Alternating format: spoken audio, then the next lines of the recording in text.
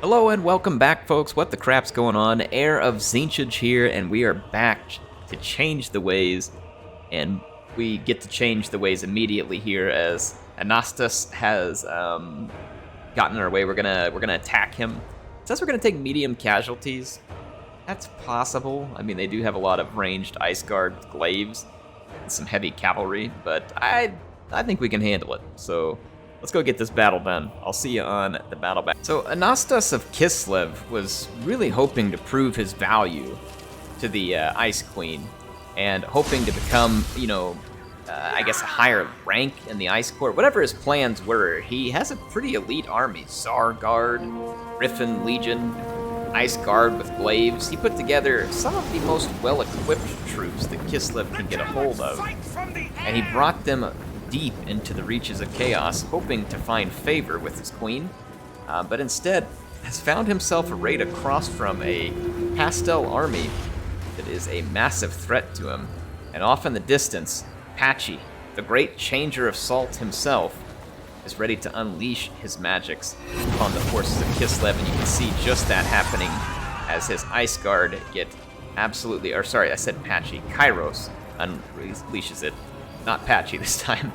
So Kairos, always seeing the future and the past, now had seen what he was going to do with the pendulum, and now can look into the past and continue to enjoy it over and over again while laughing at the suckers of Kislev who got into this position. So my Soul Grinder does outrange the forces of Kislev, so Anastas is forced to run forward in a haphazard fashion. And as he runs forward, my forces will be able to close the distance and minimize the missile fire. So this is starting to look pretty ideal for me. So at first I try and lure them just a little farther back because I don't want their Ice Guard to snipe out my Soul Grinder or other units before I'm able to react. But now you can see that Kairos is bringing his entire army forward and the charge is on. So now the Ice Guard have closed too close, too quickly. They're not going to be able to use their missiles to defeat me from range for long enough. I'm going to bring the Soul Grinder in to interrupt the Griffin Legion as best I can and then countercharge them with Forsaken. I don't really have a choice but to eat the charge over here, but at the last second the Griffin Legion changed their target. It was fortunate for me, and I've got Screamers in to assist. And then over here I'm bringing in Kairos and Krang to help tie down some of the Ice Guards in the background. My own Chaos Knights of Tzeentch have charged in and fixed the Griffin Legion. Griffin Legion, if they wanted to be successful, just didn't have enough color on their capes. If there's anything that's what they can take away from this battle, that is the case. More color, and then you are more better. More color, more better. Y'all get it? It's pretty simple, right? So, at this point, Kairos is ripping through some Ice Guard. They would normally be able to put up a decent fight, but they are certainly overmatched.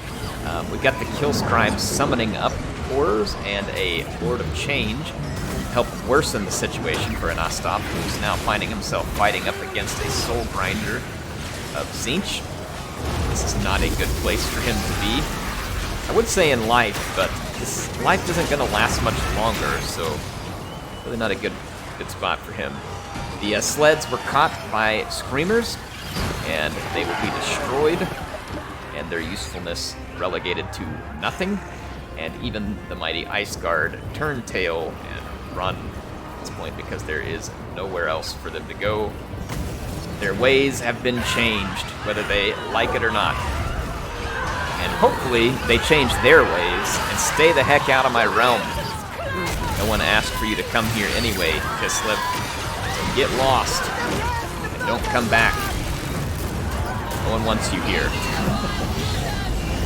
Krang unleashed Tzeentch's Firestorm here just to further decimate the Ice Guard that they were fighting, and boy did it ever. Absolutely brutal cast of Tzeentch's Firestorm, and that is it. Anastas was defeated, Kairos was once again successful. Alright, that was clearly not some kind of medium casualties scenario there, so well done again, Auto-Resolve. Well done. So good. I'm gonna take the replenishment because that replenishment is trash. I always forget to go get the mod for that. I know someone's already made a mod for it. But we are in enemy territory, so to be fair, the replenishment should be trash at the moment. So, there we go. I'm gonna move back over, but still something I should probably go mod out. It's not that bad with other factions, and not sure why they would make it so here. So Kill Scribe has leveled up again, our beloved Scribe. And speaking of our beloved Scribe, did you all know that the Tzeentch rebels have lost 11,990 demon souls to us? I mean, the Tzeentch rebels are trying really hard here, folks. They want to make sure that you stay entertained. When you come to one of my episodes, they want to make sure that there is plenty of battles and all kinds of people getting, blown up by our pastel magic. So I really appreciate the Tzeentch rebels. They're very helpful. The Ice Court is next. They're trying hard to pass the Tzeentch rebels, and there you saw them trying again. They are at 79-12. So it's possible they could catch up if they keep working hard. And then we got Khorne at 61-32. The Northern Province is at 57-98. Now, it's very possible that the Northern Provinces end up being the highest count by the end of this. And it's Slaanesh at 49-97. Thank you, Killscribe. You are amazing. Appreciate you keeping up with the count and all the support that you give. So, thank you. All right, so Kairos is cleared out. The Kislevites again. We've got some speak of the devil, and they shall appear, right? We've got these guys wanting to come in and cause some trouble. Hopefully these rebels will be gone here shortly. I mean, is he gonna collect more units? I don't know what he's gonna do. I'm gonna keep an eye on that situation. I'll probably disband that lord and stuff on the next turn when I get the opportunity. This is such a dicey situation up here because with Terhilius we have to be very careful.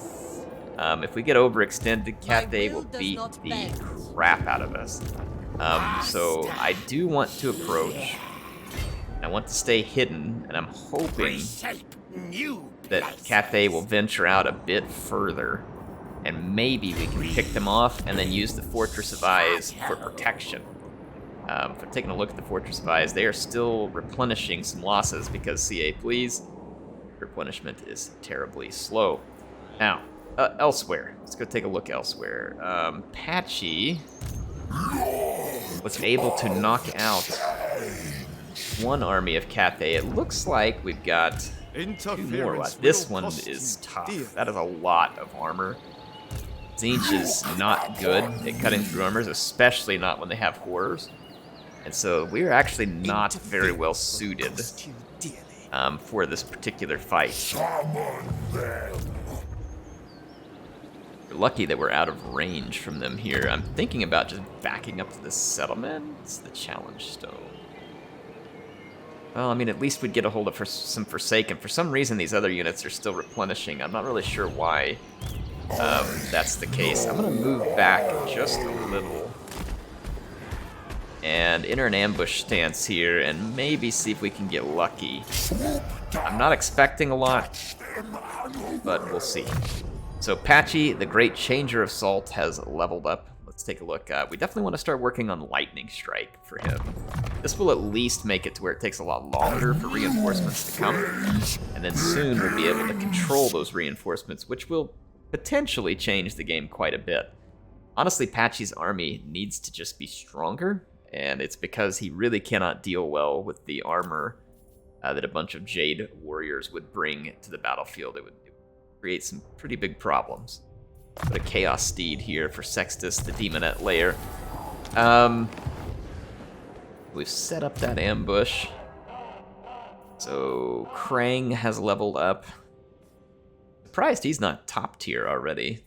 I mean, he is top tier in our hearts still. We love Krang. Let's see, there we go. And what else we got? This is that Herald over there that we had helping with the other province. Tzeentch was good. That kind of makes sense. I'll go ahead and put some upgrades here. We may end up using this Herald again at some point. I'm not going to spend any money at the moment, because I don't think it's going to be a good payback. Because we're still running in the negative, and winning battles is really our source of income at the moment. Let's get to another comment here. This one's from Anthrax Cat. He says, if you're tired of a buggy, incomplete mess, which he's referring to Warhammer 3, then surviving Mars may not be the best choice for the next game. I have all the achievements, very much enjoyed the game back in the day, but Below Ground and Trains DLC added more bugs than content. I've heard other people say this, and I've been playing it since both of those. I just haven't had anything game-breaking, so maybe, like, the way I'm playing is different, or the type of buildings, the map, or the challenge, or, like, something's playing into that, but I have not had the same experience. Now, I will say this, that the Above and Beyond, or Below and Beyond, whatever it was, that DLC, it was not great. Like, it just, like, when you look at the Terraforming DLC, that one was pretty fun. But yeah, the Asteroid and Below Ground one, it was pretty weak. And the train thing, I mean, it was kind of a DLC, it was okay. It wasn't much to look at, but I'm guessing they're just doing that just to try and keep the game alive longer. To me, it's a really cool concept, surviving Mars, and it's a lot of fun. I really do wish that they would put more work into it or make a sequel and take it further, because I feel like it's a game that a lot of people would enjoy a great deal. They would have a lot of fun with it. Okay, those Tzeentch rebels are gone. We no longer really need this army. Kind of thinking I'm just going to disband all these units for now. I may disband that Lord on the next turn too, but I'm not sure what it's going to do to the public order, so you can have such a thing in Tzeentch territory. Look at that, they headed north with some of these armies. I serve only the dragons. It's an odd choice. I'm going to stay... Power magics. Wish I didn't have to keep this army here at all, but we've got 3 stacks of Cathay around. Let's hide this one. We did not get caught. Oh, look, they separated. That's exactly what we were looking for. My will does not bend. This is a pretty strong army, though. These Jade Warrior crossbowmen are going to rain some ever-loving death all over us from range. Jade Warrior crossbows are very good against Tzeentch. Especially the shielded ones. They have armor, they have shields, they have longer range. And although they don't have specific AP missiles, they can do some terrible damage from range. Terrible for me, good for them. These guys are in a forced march though too, which means that we should be able to catch them with some pretty heavy losses here. It says we're gonna lose. I don't think it's gonna be super easy, but I don't think we're gonna lose, so let's go fight this one. The dragon-blooded Shugengin, Yuan Shan, brought herself into battle, brought her armies into battle, and they are some pretty formidable armies. Their armor, their Jade Warriors with their crossbows, their shields, swords, the halberds. Cathay came well armed in this fight, even with lancers. They have cannons, and they've got several sky lanterns as well. Their gun crews ready to shoot down any horrors of Tzeentch who come anywhere near them. Crane gunners, sniping, and oh, you better believe the AI loves them some sniping. That's exactly what they're doing right here. Crane gunners, in fact, are a perfect unit for the AI. Now, in order to defeat this, Apache, the great salter of ways, is approaching from 2 different directions and will be causing as much mayhem as possible. First, by dropping some magics in here, so this is going to be a Tzeentch's Firestorm to help break up some of their units and force them to move. And then meanwhile, my pink and blue horrors have started to hit the right flank of Cathay, my left flank. So you can see the Jade Lancers not able to break through the blue horrors. There are too many of them. And the magic continues to drop in. Now see an Infernal Gateway of Tzeentch, and Apache is going to go stop the Jade Lancers from their ridiculous cycle charging. The AI just can't resist. A lightning bolt from the heavens even unleashed upon the Jade Warriors. At this point, they feel compelled to push forward because their ranged units are being chewed up. So one of the Sky Lanterns was deflated and dropped, and more are on the way because Sky Lanterns have absolutely no prayer of winning a melee against even the weakest flying units. I'm pretty sure fell bats and everything would chew them up. They are really awful in melee. So there goes yet another Sky Lantern, wonderfully deflated, sinking onto the battlefield, hopefully deflated like the Cathay and Shugengin here, which really has no prayer of winning this. I mean, she can do some cool looking stuff there to make it look like she's a Marvel superhero, but it isn't happening. This battle is going to be all Tzeentch, folks. All Tzeentch. So you can see at this point that the Jade Warriors are charging the lines of blue horrors. They will find very little success. The pink horrors have just fine positioning there. They are dropping their magics in on the Jade Warriors as they fight. The blue horrors have enough hit points that they are holding out for now. And Apache is salting these Jade Warriors to perfection here. just the way Kairos likes it. Which, Kairos also enjoys some good salting, as it changes flavors, and anything that changes, Kairos is all about. You can see the deflated... I love this, this is just great. So poetic. The cannon here as well has also been utterly routed and destroyed, and now my flying units are descending on these poor peasant spearmen. I mean, they don't even know what they're being attacked by. It's like some kind of flying, spiky stingray. Looks pretty unpleasant, whatever the case is. Pretty unpleasant. Most of the Cathayan troops are en route. You see Patchy helping to put them to route. We've even got Sextus, the Demonette layer here, who's getting involved.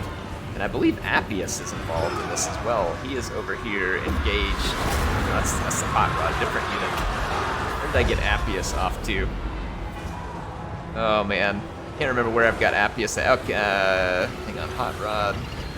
Appius is around here somewhere. I had to run him back momentarily because he was getting sniped, but he was the one that was dropping the Infernal Gateway and the Tzeentch's Firestorm. Alright, I was kind of hoping this would be the case, and it was. That turned into an absolute domination, and we picked up a Talisman of Endurance, which is pretty great. And even get some pretty solid replenishment off of that, as much as I'd like to take the gold. We're a little less in the negative now. So I'll go ahead and take the replenishment. That should utterly destroy that army of Cathay because it was in a forced march stance. And that leaves me standing nearly in the forest, and a good distance away from these others, so I'm going to go ahead and hide and try and stay this way.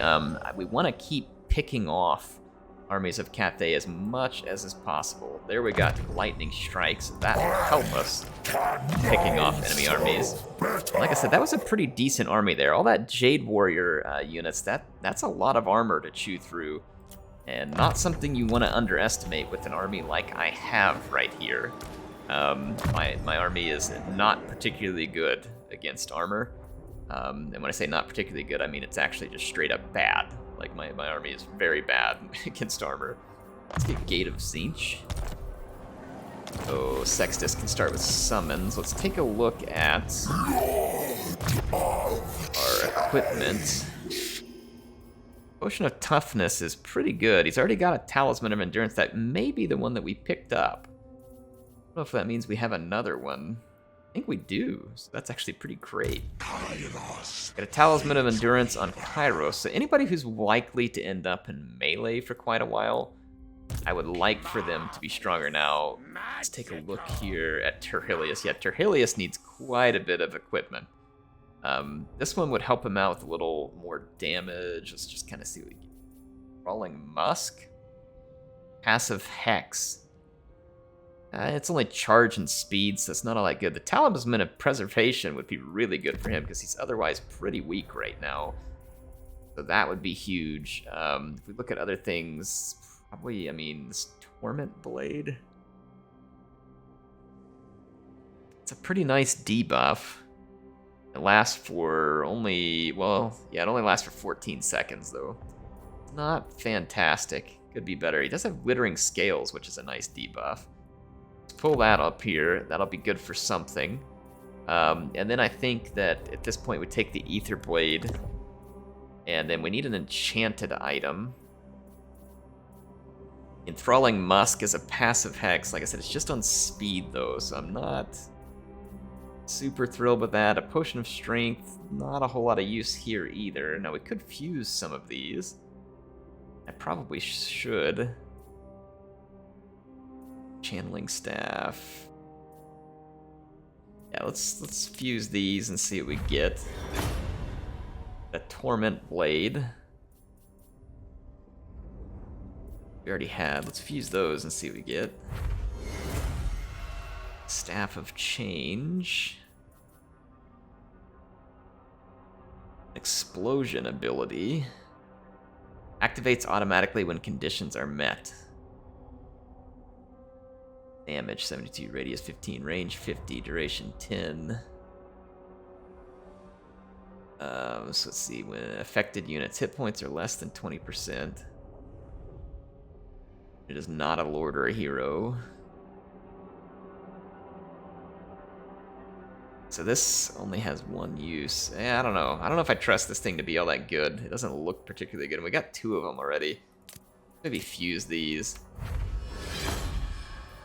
Somatic amplifier. What is this here? Augment of the winds. Yeah, I mean, that should be pretty good. Should be better than the Scroll of Power. So let's throw that on. And then let's see what else we got here that we could potentially do. I'm kind of wondering if I can, by chance for a better armor here. Whipped.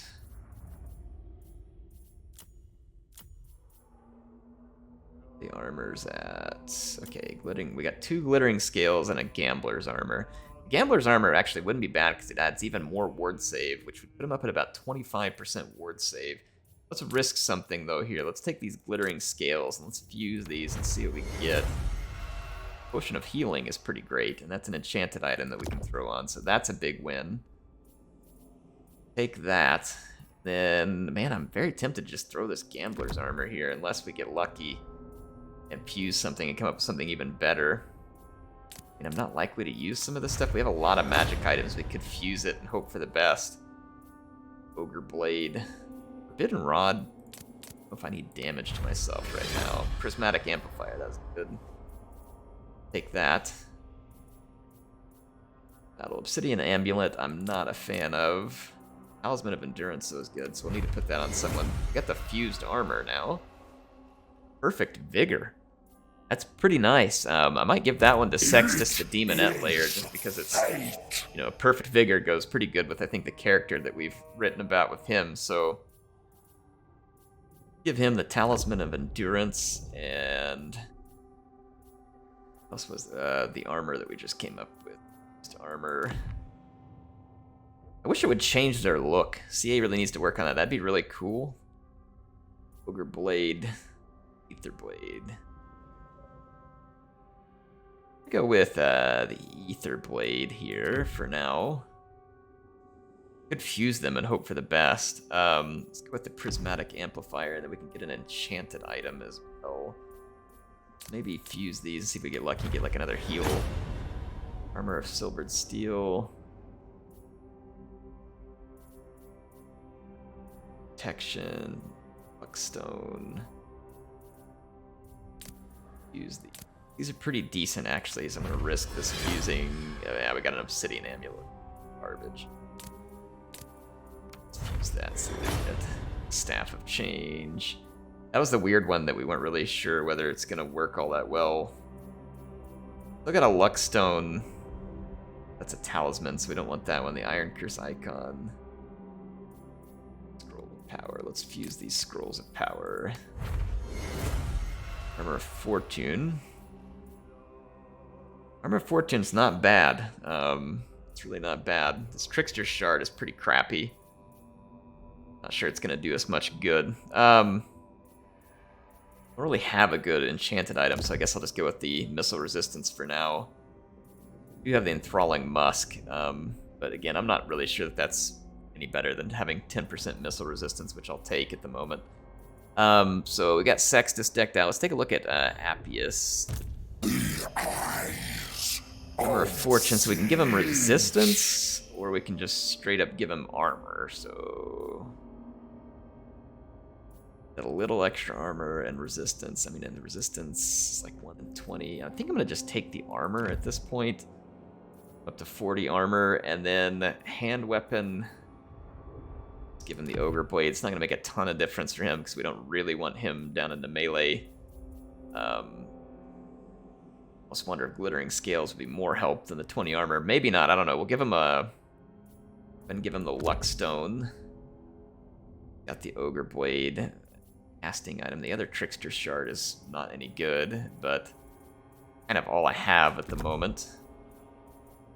Brawling Musk, because again, it's kind of all I have at the moment. That just leaves this guy, which we don't really need to equip him. I think we're okay for now. We do have Krang, who we've never given a talisman to, and we haven't given him... I'll give him this thing, and we'll just see how it works. find out whether or not it's any good. We got the Armor of Fortune. I think I'll swap up to Krang on that one. And then I don't have any enchanted items to give him because we gave it to other folks. So that'll work. So there we go. Dealt out some of our magic items. We've been stacking some up for a while. It's always good to take a look at that every now and then. It's probably been too long since I looked at it last. Looks like Cathay is attempting to take this settlement back. I like it. I'll select the target. Go get them. Speaking of get them, got 292 grimoires, and we're getting more. We got Tzeentch Rebels again at Blizzard Peak. I know, shock of all shocks. Tzeentch Rebels. Who would have thought it? I mean, not me. Not I. Tomorrow. I'm gonna move up here and try and get this army of Cathay. Whew, we got enemies and all kinds of problems just about everywhere we look. The Gallows Tree is headed on the way up in terms of order. Let's let it stay that way. There's a bunch of buildings that I can build, but I'm going to choose not to because I want to sit on top of a nice pile of cash here. For safety's sake. This guy wants a non-aggressive. I'll take it right now. I mean, I can't afford more wars, and the more friends, the more better. Put it that way. So my name says, you have forgotten during the fight with Kostalton, when running away, you have an ability to stop him and reduce his attack. That's right, I did forget about that. Thank you. It says, I always use that when I drop Infernal Gateway because the enemy units tend to move away from it. That's a good idea, too. Thank you for the reminder. I do need to remember that. There's a ton of abilities of magic with Tzeentch, and easy to forget some of them unless you spend some time making sure you get it right, which I have not. So thank you for the reminder. It is appreciated. These guys doing up here? They're not taking much, if any, attrition, so the AI is getting some boons there. I'm gonna just kind of leave Terilius. He's still not in a good place to really attack these units, but he's at least providing us some defense there. Our allies should be able to keep causing trouble here at Granite Spike. And this army replenished some, and it looks like another Cathayan force moved out here. Again, this is another fairly powerful force. Greetings. And I think we can take them out. Part of me, though, kind of wants to wait another turn, like see if they'll come further out where I can really get them. I'm gonna maintain my ambush for now because this army is back here getting greedy wanting to recruit more units, and I think we can draw this one further out and get a definite kill on them, like an entire kill. These guys are running away now from Kairos, and I don't really blame them. That's definitely the right move because they're gonna get absolutely shreked. No pun intended for the ogres there, but I guess we can make it. Okay, take a look at our tree here. Main surge, what else we got? Ammunition, 25%, so extra ammunition's never a bad thing. Income from raiding could be good. Tzeentch corruption in all provinces would be handy. So that would certainly not be a bad thing. The architect's chosen. Hero success chance. Yeah, I mean, control +2 would be nice as well. Buildings, let's work on that one there. Get some extra control. We got disc training. Reduces the cost of Doom Knights. Hang on, what was that?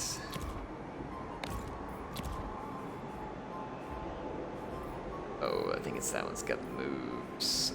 We don't have any upgrades. Skip the buildings. End of turn. I'm gonna get another one of your comments here. Basanton says, I'd love to see you playing with Mrs. Air. Seriously, I like all you do and we'll watch it all. What matters to me comes across the most is when you enjoy what you're doing. Well, thank you. I appreciate it. I do also want to play a campaign with Mrs. Air, and I was planning on it. Things just got too busy. And then, of course, the game had all the issues, and I was trying to finish these campaigns. So it just didn't work out. But I will play a campaign with her. I've got a computer set up right next to me. I've got everything set for it. And we've definitely got the capability to do it. Just haven't had an opportunity to jump to it yet. Let's see, we are leading the way in the Souls race, so we could actually honestly just finish this thing off with the Souls race. That's probably what I'll do. Ooh, look, these armies got a little bit out of sync with each other. Only the dragons. It's a bit risky, but I think I'm gonna move forward. Why not? and hide here and maybe see if we can pounce on some of these armies of Cathay. Okay. Oh, Cathay took Granite Spike. That's unfortunate. And that army ran away from me. Dang. They spotted me and ran off. That's frustrating. Well, I mean, that happens. I'm gonna move here, move away, and then enter the ambush stance again. See if we can get lucky and pull any of these forces out of the mountain. Granite Spike is probably vulnerable enough that I might be able to do something with it. And then these guys... Oh, I didn't enter the ambush stance. I went into doing a camp stance. I've done that before. That was a mistake. Is Kislev already back on her flank over here? Try and rebuild Saber Mountain. Probably end up being a big waste of money for me. And then Kairos is about to have to enter the portal again, so I may just stay down here for the time being and then just get ready to enter the portal. That's going to be just about all the time I have for this episode. Not going to be a particularly long one, but it's because we're prepping. Soon we're going to be back into the portal. And the only realm we have left is actually our own, which is the Tzeentch realm, so it's appropriate. We're going to save the Tzeentchiness for last, and we'll attempt that. So hope you all are enjoying this. I'll be back with more soon. HeirofCarthage signing out for now, and I will see you next time.